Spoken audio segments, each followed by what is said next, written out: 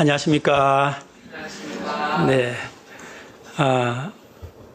하영자매님의 플루 특주 인해서 아주 감사를 드립니다. 이렇게 자주 해주면 좋겠습니다. 우리 아주 지난 주에는 우리 은진자매님의 그 바이올린 특주가 너무 좋아서 저는 아주 길거리 걸어다니면서 여러 번 들었습니다. 너무나 아주 좋은 것 같아요. 오늘 또 하영자매님의 특주도 제가 이렇게 녹음한 거를 또 길거리 다니면서 자주 이렇게 듣게 될 것 같습니다. 우리 가운데 하나님께서 각 분들에게 정말 여러 가지 은사들을 주셔가지고 특히 악기 하는 은사를 주셔가지고 아주 우리 칠부가 아주 풍성해서 너무나 아주 감사한 것 같습니다. 비록 아주 작은 교회인데 이렇게 마치 고린도 교회처럼 은사가 많은 것 같습니다. 네, 이제 오늘부터 고린도전서가 나가게 되었습니다. 저희가 우리 하나님께서 지난 전도서 말씀을 통해서 은혜를 주셨는데 또 고린도전서를 통해서도 저희들에게 풍성한 은혜 주시기를 기도합니다. 예, 그럼 오늘 첫 말씀입니다. 우리 말씀의 타이틀을 같이 읽어보죠. 시작. 온전히 합하라. 요절 읽겠습니다. 시작. 형제들아, 내가 우리 예수 너희를 권하오니 모두가 같은 말을 하고 너희 가운데 분쟁이 없이 같은 마음과 같은 뜻으로 온전히 합하라. 네, 그럼 제가 기도하고 말씀을 섬기겠습니다. 고마우신 하나님 아버지, 저희들을 예수님의 그 귀하신 십자가 보배 피로 죄사함을 주시고 우리 하나님의 자녀들 되게 하셔서 이렇게 우리 하나님 앞에 나와 매주마다 예배하는 이 세상에서 가장 행복한 시간을 주셔서 감사합니다. 주님, 저희가 신령과 진정으로 우리 하나님께 예배함으로 이 시간 참된 안식과 평화를 누리게 하옵소서. 또 하나님의 말씀을 한 말씀 심령에 받고 그 말씀으로 또 한 주간을 승리하게 하옵소서. 주님, 이 부족한 자가 말씀을 잘 섬길 수 있도록 성령 하나님께서 시종일관 함께하여 주십시오. 이 모든 말씀 예수님 이름으로 기도합니다. 아멘.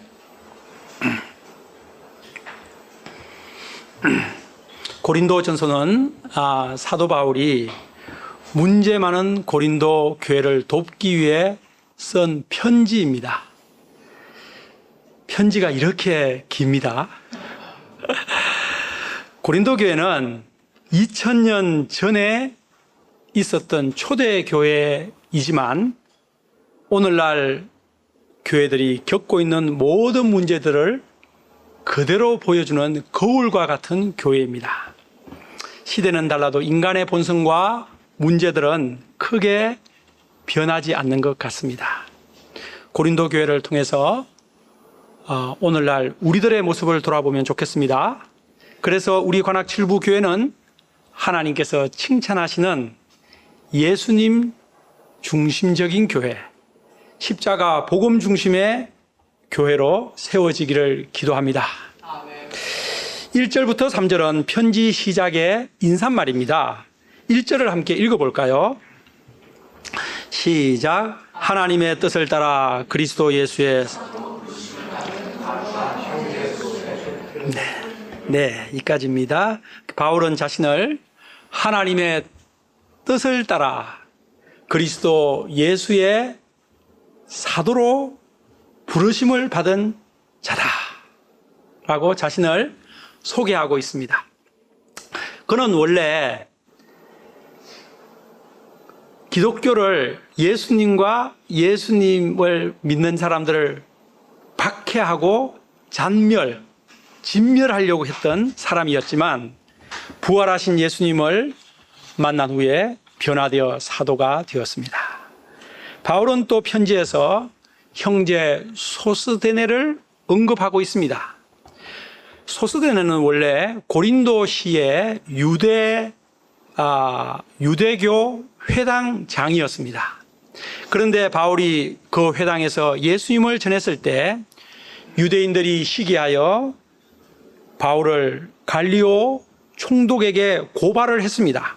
그러나 갈리오 로마 총독이 그 고발을 취하했습니다. 그러자 화가 난 유대인들이 분풀이로 회당장 소스데네를 폭행을 했습니다. 그러나 이 일이 계기가 되었는지 소스데네는 복음을 영접하였고 바울의 좋은 동력자가 되었습니다. 애매히 고난을 받아도 그리스도를 위해서 받으면 이처럼 하나님께서 축복하시는 것 같습니다. 다음으로 편지의 수신자를 밝힙니다. 수신자는 2절에 나와 있죠. 고린도에 있는 하나님의 교회입니다. 사실 고린도 교회는 문제가 엄청 많은 교회입니다. 고린도 교회의 문제를 이해하기 위해서는 고린도 교회의 환경을 이루고 있는 고린도라는 도시를 이해해야 합니다. 자, 앞에 지도를 한번 보겠습니다. 네. 고린도의 위치를 한번 보시기 바랍니다. 네. 고린도, 저쪽 왼쪽 지도입니다. 가운데 섬, 지중해 섬에 크레테 섬이 있는데 그 위쪽에 지중해라는 그 해자 위쪽에 고린도가 있습니다. 고린도를 보고 있으면 그 위쪽에 고린도 약간 오른쪽 사선에 아덴, 저거 아테네입니다. 우리가 너무도 잘 아는 소크라테스, 플라톤 그 사람들의 고향인 아테네입니다. 그 아테네 그 지역 자체를 지금은 저기 아가야라고 되어 있습니다. 이렇게 아가야. 예. 근데 지금은 저 이름이 뭐죠? 그리스입니다. 그리스. 예. 지금은 저기 아가야가 그리스고 그 위쪽에 마케도니아가 있습니다. 마케도니아. 지금도 저곳이 마케도니아는 그대로 있죠. 그래서 저 지역을 북마케도니아 이렇게 말하죠. 저게 이제 알렉산더 대왕의 고향이죠. 그렇게 되어 있습니다. 그런 이제 고린도를 보고 있으면은 우리가 고린도가 항구 도시로서 오른쪽에 있는 아테네와 함께 BC 5세기에 황금 시대를 누렸습니다. 그러나 BC 3세기가 되었을 때 로마군에 끝까지 저항하다가 철저하게 파괴되어서 100년 동안 폐허가 되었습니다. 그리고 그 고린도 모든 사람들은 남자들은 죽고 또 그 여자들과 아이들은 다 노예로 팔려갔습니다. 그리고 완전히 로마가 그를 폐허를 만드는 본보기를 만들었습니다. 그러던 저 고린도라는 곳이 100년이 지나서 BC 44년 로마의 황제였던 카이사르 시저가 저 고린도의 위치의 중요성을 간파하고 신도시를 바둑판처럼 만들었습니다. 우리가 이제 강남이 약간 바둑판처럼 만들어져 있는 것처럼 고린도의 위치를 잘 보십시오. 고린도의 위치를 보면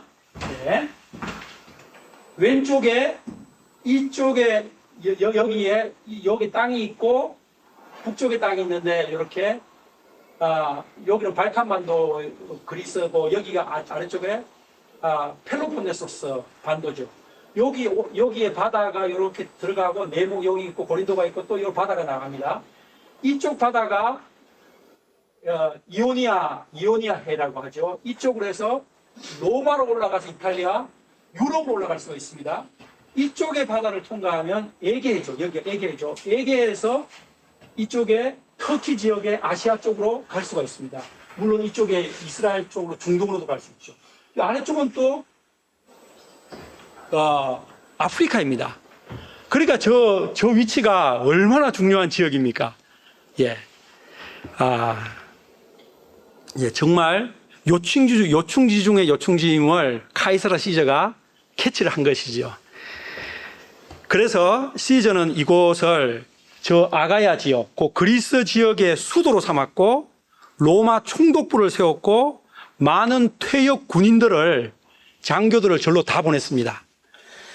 그때부터 고린도는 급성장하여 부유한 상업의 도시, 무역의 도시가 되었고 인구가 60만을 헤아리며 아테네보다 10배 큰 도시가 되었습니다.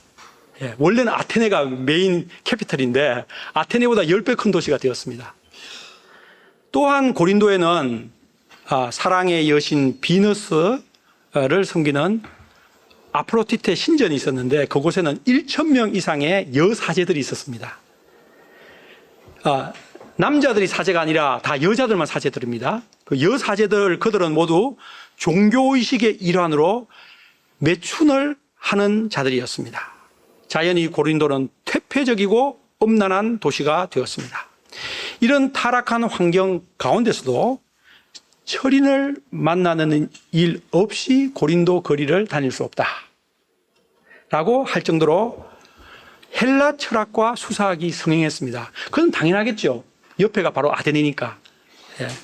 이처럼 고린도는 다양한 사람들이 몰려드는 국제 항구 도시였고 물질적이고 퇴폐적이고 철학이 복잡하게 얽힌 도시였습니다. 아니 이걸 멜팅팟이다 이렇게 말하는데 여러분 오늘날 멜팅팟의 도시를 어디로 보고 있습니까? 전 세계에? 아마 뉴욕을 보고 있을 겁니다. 뉴욕을. 예, 가장 가까운 도시가 뉴욕일 것 같아요. 그런데 이런 타락한 이러한 도시에 하나님의 교회가 세워진 것입니다. 사도행전 18장에 보면 이 고린도 교회가 어떻게 세워졌는지 자세하게 나와 있습니다. 사도행전 18장 한 장 전체가 그 이야기입니다. 간략히 말씀드리면 AD 50년 봄에 사도 바울이 아테네에 가서 복음을 전한 후에 고린도에 와서 1년 6개월간 복음을 전함으로써 고린도 교회가 시작되었습니다. 그가 1년 6개월 후에 떠났을 때 아볼로가 와서 고린도의 두 번째 사역자로 섬겼습니다. 아볼로는 알렉산드리아, 이스라엘 출신이고 알렉산드리아에 있다가 그쪽으로 간 것입니다. 그래서 그는 알렉산드리아 출신이라고 돼 있는데 원래 그는 유대인입니다. 그런데 당시 고린도라는 그 시가 문제가 많은 시였듯이 고린도 교회 또한 문제가 많은 교회였습니다. 이는 고린도 교회 안에 고린도적 요소가 남아있다 또는 침투해 있었기 때문입니다. 그럼에도 불구하고 바울은 그들을 하나님의 교회라고 부르고 있습니다. 하나님의 거룩한 교회라고 부르는 것입니다. 왜냐하면 그들이 비록 도덕적으로 문제가 많았지만 예수님을 믿고 예수님의 십자가 보혈로 거룩해진 성도들이기 때문입니다. 우상이 가득한 고린도라는 도시에서 예수님을 그리스도로 부르는 사람들이기 때문입니다. 그래도 귀한 사람들이라는 것이죠. 우리는 이를 통해서 교회가 무엇인지를 이 3절을 통해서 알 수가 있습니다. 그 2절을 통해서 알 수가 있습니다. 우리는 지난주 교회가 무엇인지를 지지난주 배웠죠? 교회가 무엇인지 3가지로 구성되어 있다고 했습니다. 우리 그때 배운 거 다시 한번 해볼까요? 1. 시작. 모퉁이 돌 예수님. 2. 터 사도들과 선지자들의 가르침 성경입니다. 66권의 성경이고 3. 벽돌에 해당하는 신앙 고백한 성도들입니다. 오늘 말씀에서는 교회가 무엇인지 이 성도들에 관한 신앙 고백한 성도들에 관해서 더 구체적으로 말하고 있는 것입니다. 예수님의 십자가 보배 피로 거룩해진 무리들, holy people. 교회는 그러므로 건물이 아니라 거룩한 사람들의 모임, 공동체를 말하는 것입니다. 관악 7부 교회라고 했을 때 이 집안의 이 땅이 그걸 말하는 것이 아니라 여러분들과 저의 이 30명의 이 공동체의 사람이 교회인 것입니다.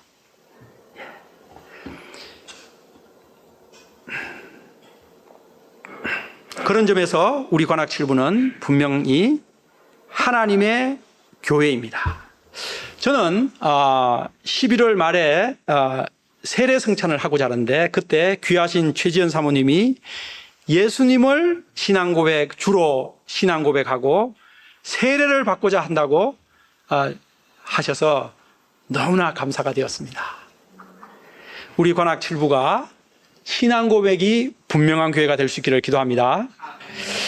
고린도 교회가 비록 문제가 많았지만 바울은 고린도 교회를 하나님의 거룩한 라고 말한 후에 그들에 대해서 감사를 합니다. 4절을 같이 읽어봅시다. 시작. 그리스도 예수 안에서 너희에게 주신 하나님의 은혜로. 네, 고린도 교회는 계속 말하지만 앞으로 문제가 한 10가지도 더 되는 내용들을 계속해서 보게 될 것입니다. 그들의 문제는 앞으로 여러분들 보통 문제가 아니라 경악할 수준의 문제들이 앞으로 펼쳐질 것입니다. 앞으로 놀라지 마시고요. 생각만 해도 골치 아픈, 그럼에도 불구하고 바울은 먼저 고린도 교회를 생각하며 하나님께 감사하고 있습니다. 하나님께서 고린도 교회에 베푸신 은혜들을 생각하고 있습니다. 바울은 고린도 교회의 문제만 보고 힘들어하기보다 먼저 하나님의 베푸신 은혜를 생각합니다.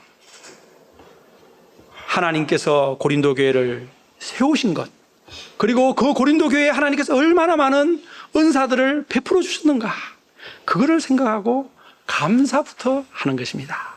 우리는 이런 바울에게서 항상 감사하는 비결을 배웁니다.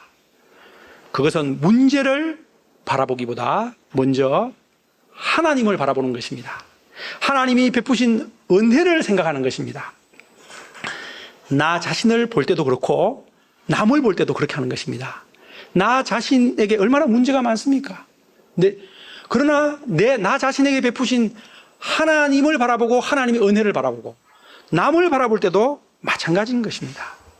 예, 그 사람이 여러 가지 부족한 점이 있더라도 그 사람에게 베푸신 하나님을 바라보고 또 그 사람을 인도하고 계신 하나님을 바라보는 것입니다. 그럴 때 감사가 되는 것입니다. 그러면 고린도 교회에 하나님께서 어떤 은혜를 베푸셨습니까? 5절에 잘 나와 있습니다.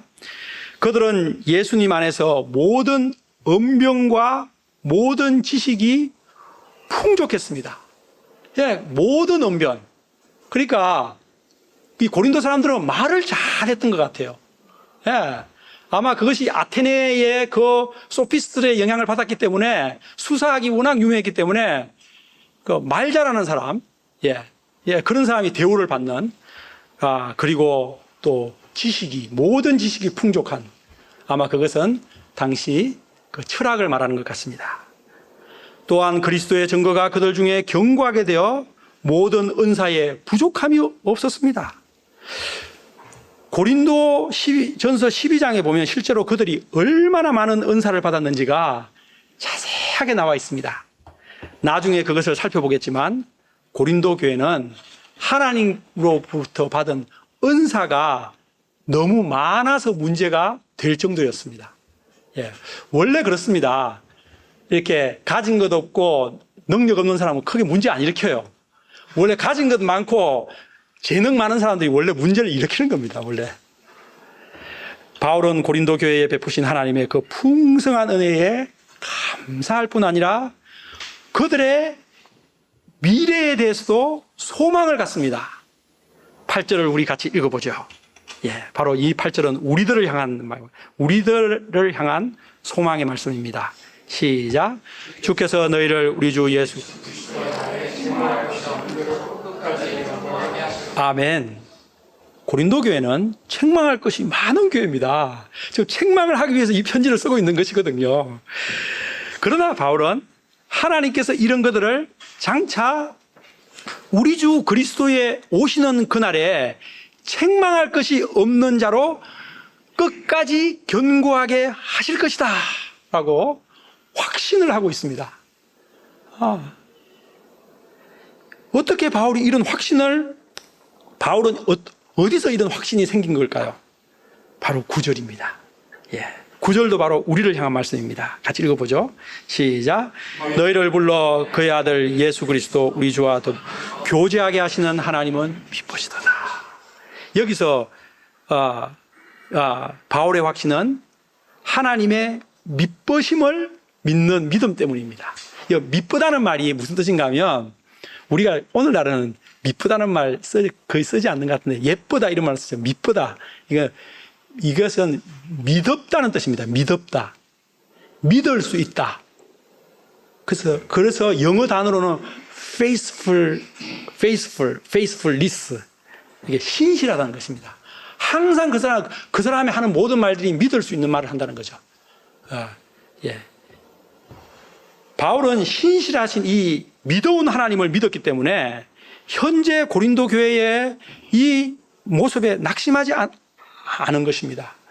현재 그들의 모습은 엉망진창일지라도 우리 믿으신 하나님께서 그들을 반드시 변화시키시고 책망할 것이 없는 블레임할 것이 없는 블레임리스한 사람으로 만들 것을 확신한 것입니다. 우리도 이러한 바울처럼 나 자신에 대해서, 남에 대해서 이러한 믿음을 가져야겠습니다. 얼마나 나 자신을 보고 남을 봐도 부족한 것 투성입니까? 그러나 주님 재림하실 그날에 우리가 부족할 것 없는, 책망받을 것 없는 자로 우리들을 성숙시킬 하나님을 믿어야 합니다. 우리는 이 9절 말씀을 통해서 또 놀라운 것을 발견할 수 있습니다. 그것은 신앙생활의 본질입니다. 우리 9절을 다시 한번 읽으면서 여기서 신앙생활의 본질이 나온다고? 그걸 한번 캐치해 보십시오. 자, 9절 다시 시작. 너희를 불러 그의 아들 예수 그리스도 우리 주와 더불어 교제하게 하시는 하나님은 우리 신앙생활의 본질이 뭡니까? 읽어보니까 누구든지 이해하게 보십시오. 뭐죠? 한 단어로 하면 뭐죠? 교제지요, 교제. 바로 신앙생활의 본질은 하나님의 아들 예수 그리스도 우리 주와 더불어 교제하는 것입니다. 교제라는 것은 코이노이아로 사귐, 친교, 교통, 나눔, 참여라는 뜻입니다. 신앙생활의 핵심은 예수님과 교제하는 것입니다. 펠로우십을 나누는 것입니다. 그런 점에서 우리 UBF 이름은 참 잘 지어진 것 같아요. University Bible Fellowship. 대학생들이 성경을 가지고 교제한다. 이것이죠. 예수님과 깊이 교제를 할 때 어떻게 되겠습니까? 누구와 교제하면 그 교제하는 사람을 닮아가게 돼 있습니다. 성화되어 가고 예수님을 닮아갑니다. 성경의 사람이 됩니다. 결국 그리스도의 날에 책망할 것이 없는 자로 빚어져 가게 되는 것입니다. 네. 우리는 신앙생활의 본질이 위로 수직적으로는 예수님과 교제하는 것이며 수평적으로는 성도들 간에 서로 교제라는 것을 알아야 합니다. 이것이 신앙생활의 본질입니다. 여러분, 인생의 행복은 누구와 교제하는가에 달려 있습니다. 네. 저는 요즘 은진 자매님과 원영 형제님이 서로 교제하시는 모습이 너무 아름다워서 옆에서 지켜보기만 해도 제 마음이 행복이 파도처럼 밀려옵니다. 와, 나도 저런 때가 있었지. 그런 생각도 들고, 그래도 지금도 아주 행복이 밀려오는 삶을 살고 있습니다. 지금 27년째 살고 있습니다. 두 분이, 그래서 저분들이 식사할 때 그 옆자리를 꼭 앉고 싶은데 다른 사람이 먼저 앉더라고요.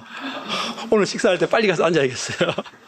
그래서 행복이 막 전달되어 옵니다. 두 분께서 수평적으로 서로 깊이 교제하실 뿐 아니라 수직적으로 우리 주 예수 그리스도 하나님과 더불어 깊이 교제하심으로써 행복한 믿음의 가정 이루시기를 기도합니다. 고린도 성도들에게 이제 인사와 감사를 다 마친 바울은 드디어 그들의 실제적인 문제를 터치합니다. 그것은 먼저 글로에의 집 편으로, 글로에라는 사람은 고린도 교회의 좀 유명한 그 사람입니다. 그 글로에의 집 편으로 인편이 와가지고 소식을 전해줬는데 고린도 교회가 문제가 많아요. 바울 목사님, 문제가 보통 문제가 아니에요. 네 파로 갈라져 있어요. 바울파, 아볼로파, 게바파, 그리스도파 쪼개져서 지금 분쟁을 하고 있다니까요. 바울 목사님 빨리 오세요. 지금 고린도 교회가 지금 망하기 직전이라니까요. 바울파는 아마도 바울이 그 고린도 교회를 개척했으니까 고린도 교회의 개척 멤버들일 가능성이 가장 많을 것 같습니다. 두 번째, 아볼로파는 알렉산드리아 사람으로서 언변과 구약 성경에 능통한 수사하게 능한 사람이었기 때문에 그런 이제 화려한 그런 것을 좋아하는 사람들이 만든 파일 거라고 생각됩니다. 셋째로 게바파는 이제 베드로지 않습니까? 예루살렘에서 일어난 기독교 박해를 피해 고린도로 온 유대인들이 많았는데 그 유대인 중에서 이렇게 복음을 영접한 사람들이 바울파하고 아볼로파가 싸우는 걸 보고 나는 저는 13번째 사도, 14번째 사도 이런 거 다 필요 없다. 우리는 수사도 우리 베드로 사도님의 파다. 이렇게 한 것 같고 마지막으로 또 무슨 파가 있었습니까? 예. 이 세 파들이 싸우는 거 보니까 참 나는 이 파도 저 파도 다 싫다. 나는 오직 그리스도 파다. 나는 하며 그렇게 네 파가 되었던 것 같습니다. 사람마다 저마다 선호하는 지도자가 있을 수 있습니다. 그것 자체는 나쁜 것이 아닙니다. 그것은 마치 자기 취향하고 비슷하다고 볼 수 있습니다. 취미는 자기 원하는 걸로 할 수 있죠. 그렇다고 해서 야, 내 취미가 더 좋고 네 취미는 그 형편없어. 너 취미 그거 그만두고 내 취미 같이 하자. 이렇게 하면 어떻게 되겠습니까? 그런 것과 마찬가지죠.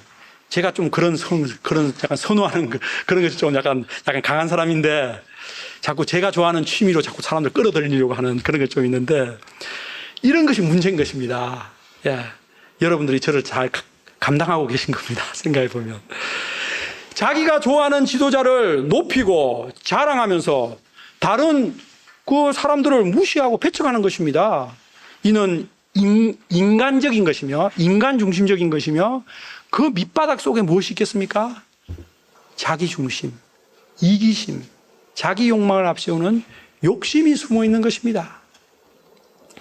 그러면 여러분, 게바, 바울, 아볼로가 서로 당을 만들고 나누고 자기의 추종 세력들을 만들었겠습니까? 전혀 그러지 않습니다. 그러지 않음에도 불구하고 팔로워들이 가장 쉽게 자기 이렇게 이득을 보는 것이 내 뒤에 누가 있거든? 내 빼고 누구야? 나는 게바 선생님이 계셔, 바울 선생님이 계셔. 이렇게 하면서 자기 유익을 추종하기 위한 것이죠. 이런 모습은 우리가 정치인들 보면 알지 않습니까? 다 줄 서지 않습니까? 거기 서면 뭐 한 자리씩 다 주니까. 이게 얼마나 인간적인 것입니까? 이런 고린도 교회를 어떻게 바울은 돕고 있습니까? 우리 함께 10절 요절을 읽지요. 시작. 형제들아 내가 우리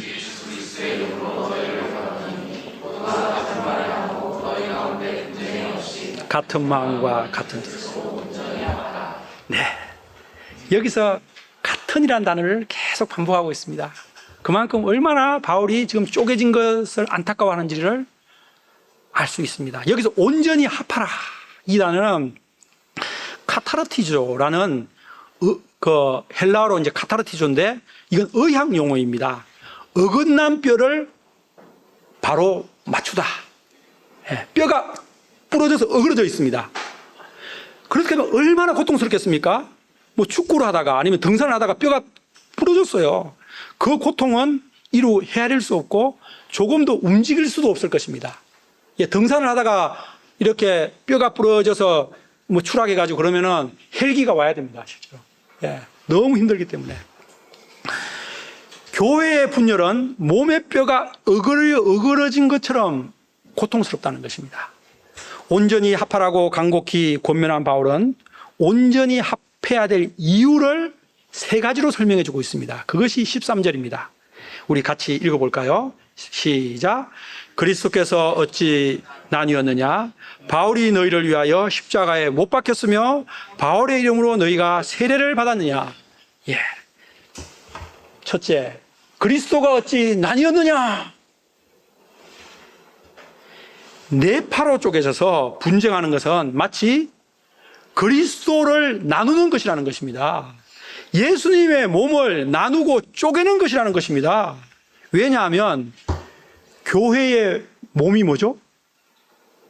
교회는 그리스도의 몸이다 라고 에베소서에서 우리가 1장에서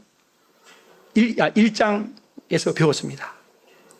우리는 지난 시간 교회론 특강을 통해 교회라는 이 공동체는 예수님의 몸이다 하는 것입니다. 또 교회의 머리도 예수님이시다 하는 것을 배웠습니다. 그런데 교회가 4분오열 나누고 다투는 것은 이 예수님의 하나의 몸을 4조각, 5조각으로 나누고 찢는 죄라는 것입니다.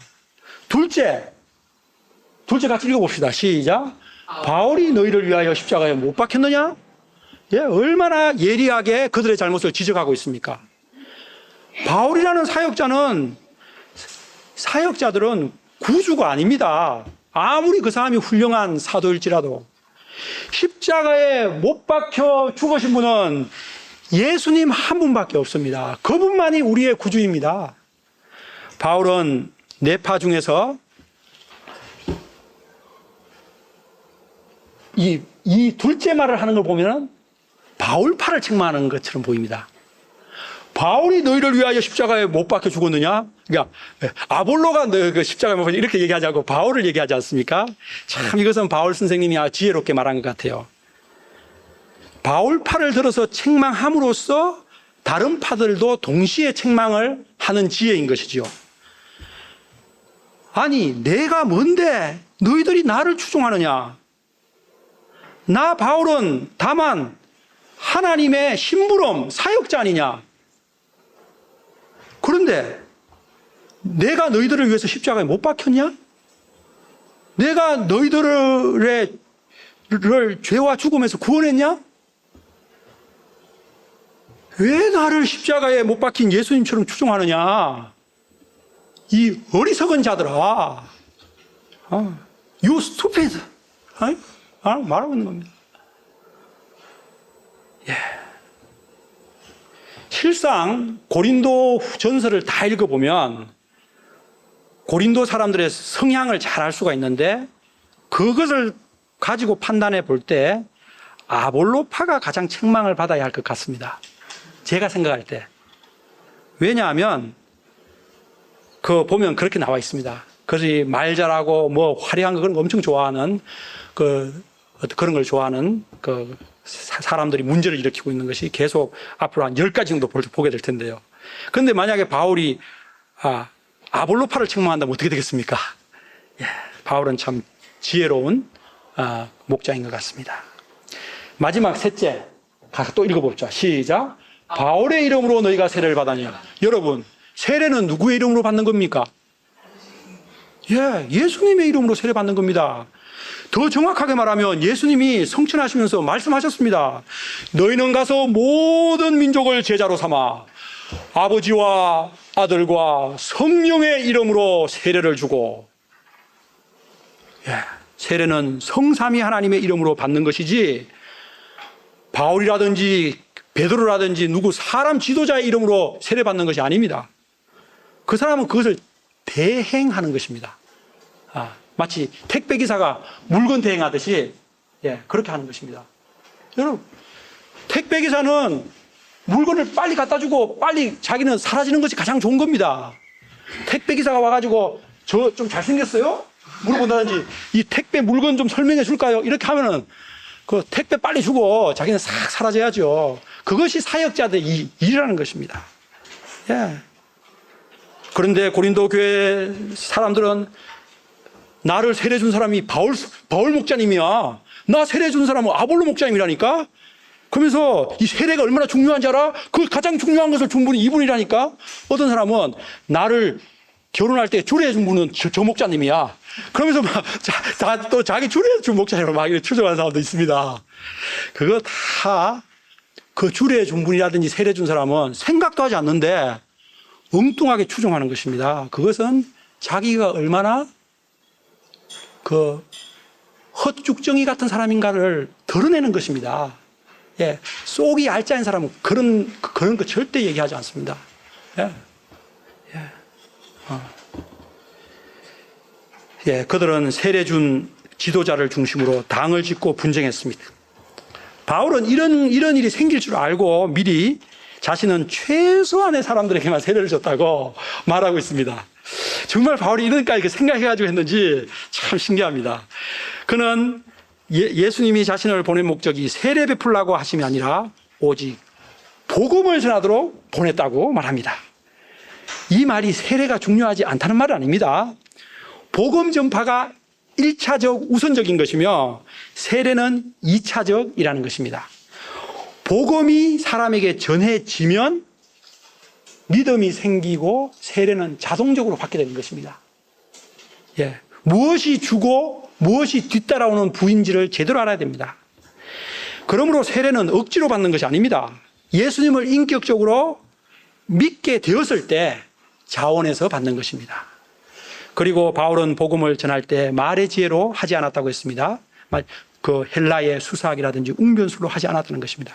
그렇게 하면 십자가가 헛되이 될 것을 염려했기 때문입니다.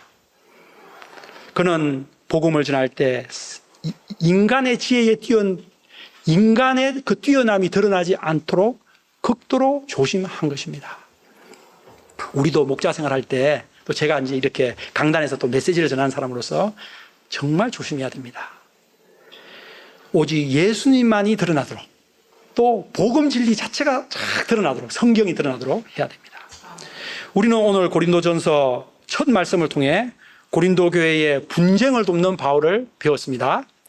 바울은 고린도 교회가 그리스도 중심이 아니라 사람 중심이 되어 분열하고 있는 것을 책망하였습니다. 자기가 선호하는 지도자를 존경하는 것까지는 좋지만 그것이 지나쳐서 파벌을 형성하고 분쟁을 일으키는 것은 예수님의 몸을 찢는 큰 악인 것입니다. 우리 관악칠부교회는 교회가 예수님의 몸임을 알고 절대로 그런 일이 있어서는 안 되겠습니다. 서로서로 겸손하게 하나 되는 그런 모습. 예. 우리 국회의원들이 하는 모습 보고 우리도 그렇게 따라하면 안 됩니다. 우리는 교회는 거룩한 곳입니다. 나를 위해 십자가에 죽으신 분이 오직 예수님 뿐임을 알고 예수님만을 높이고 사람을 절대로 높이지 않기를 기도합니다. 아멘.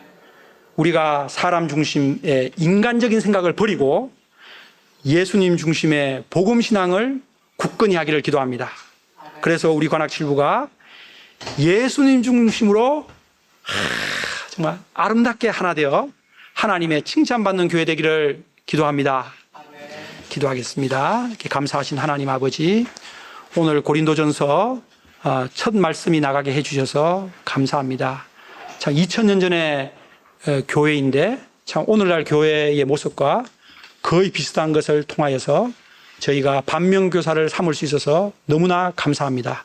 주님, 저희가 오늘 말씀을 통해서 우리를 위해 십자가에 죽으신 우리의 구주는 오직 예수님이심을 알고 저희가 정말 예수님만을 높이고 예수님 중심으로 온전히 하나 되는 그러한 교회 우리 관악칠부 공동체 되도록 하나님 축복하여 주옵소서. 예수님 이름으로 기도합니다. 아멘.